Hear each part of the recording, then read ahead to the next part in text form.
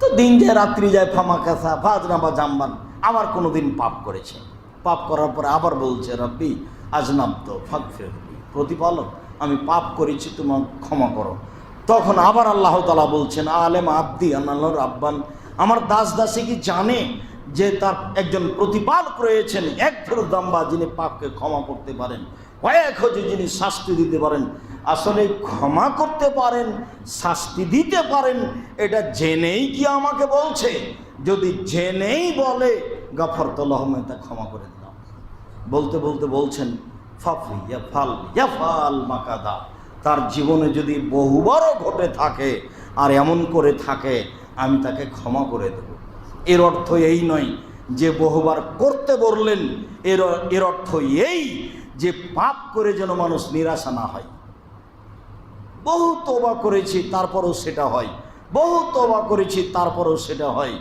একটা হলো নিশা যখন হয়ে যাবে, খুব তওবা করলেন, আব্দুর রাজ্জাক সাহেব বললেন 3 শ্রেণীর মানুষ জান্নাতে যাবে না, তার 1 শ্রেণীর মানুষ এসে বিড়ি তামাক জর্দা সিগারেট গুলজে খায়। খুব তওবা করলেন, 3 দিন টিকার পরে আর নেই।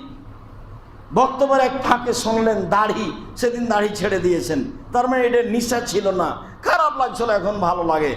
তারপরে ছিল একটা কথা, 3 শ্রেণীর মানুষের সাথে আল্লাহ কথা বলবেন না, টাকনুর নিচে প্যান্ট লুঙ্গি পরে যে আমি সব প্যান্ট কেটে দিয়েছি, এটা সহজ, এটা করে ফেলেছেন। যদি এটা সহজ নয়, কিন্তু বিড়ি তামাক জর্দা সিগারেট এমন জিনিস যে এটা নেশা, কেউ যখন নেই, আচ্ছা তো তওবা তো করেছি, এখন তো কেউ দেখে না। আর একটা হলো অশ্লীল কাজ, সেটা হস্তমতন হোক, সেটা ল্যাংটা মেয়ে দেখা হোক, সেটা যেটাই হোক না কেন, অশ্লীল কাজ এত খারাপ, এত খারাপ, এত খারাপ, হাদিস জাল। কিন্তু আল্লাহ নবী বলছেন, কেউ যদি বলে পাহাড় সরে গেছে এক জায়গা থেকে আর এক জায়গা, বিশ্বাস করে নিও। কেউ যদি বলে তার অভ্যাস পরিবর্তন হয়ে গেছে, বিশ্বাস করিও না। হাদিসটা জাল, মানে আর রাসূলের কথা এটা নয়। মানুষ পরিবর্তন হতে পারবে, এ কথাই ঠিক। ও খুব খারাপ। ও এক পর্যায়ে বলছে একাই যে পাপ তো বন্ধ করতে পারলাম না, কোনো রকমের জেলে চলে গেলে হয়, তাহলে আর নেশা হবে না। আর একবার বলছে যে পাপ তো এটা ঠেকানো যাবে না, সব সময় ফাঁকা জায়গায় থাকবো, কেউ যেন না দেখে। ও মনে মনে বলছে, তার মানে খুব চেষ্টা করে কিন্তু নিজেকে টিকিয়ে রাখতে পারে না। অভ্যাস খুব খারাপ জিনিস, যার কারণে মানুষে বলে অভ্যাসের দাস। এরপরেও যেটা বলছি যে এই বলে আপনি নিরাশা হবেন না, নিরাশা হয় কাফের। নিরাশা কে হয়? কাফের। যারা সালাত আদায় করে ও কাফের নয়। আপনি কাফের নন।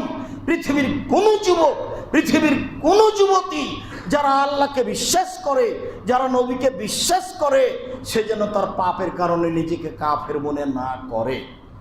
সে অব্যাহত রাখুক আস্তাগফিরুল্লাহ ওয়া তুবু ইলাইহি, একদিনে একদিন তার এটা কাজে আসবে, নইলে বিচারের মাঠে আসবে।